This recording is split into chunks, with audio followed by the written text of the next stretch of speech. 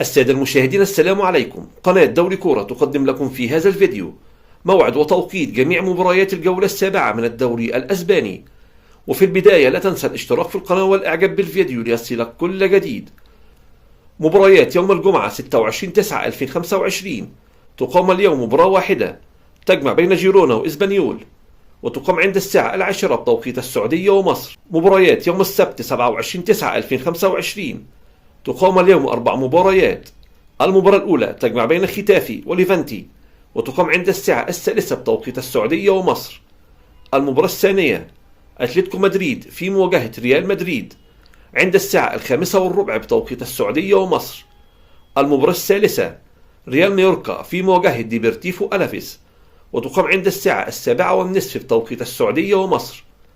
المباراة الرابعة فياريال في مواجهة أتلتيك بلباو عند الساعة 10 بتوقيت السعودية ومصر. مباريات يوم الأحد 28/9/2025 تقام اليوم 4 مباريات. المباراة الأولى رايو فاليكانو في مواجهة إشبيلية عند الساعة 3 بتوقيت السعودية ومصر. المباراة الثانية إليتشي في مواجهة سيلتا فيجو عند الساعة 5:15 بتوقيت السعودية ومصر. المباراة الثالثة برشلونة في مواجهة ريال سوسيداد عند الساعة 7:30 بتوقيت السعودية ومصر.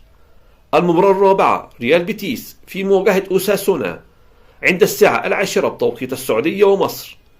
مباريات يوم الاثنين 29/9/2025 تقام اليوم مباراة واحدة تجمع بين فالنسيا وريال أوفيدو، وتقام عند الساعة 10 بتوقيت السعودية ومصر.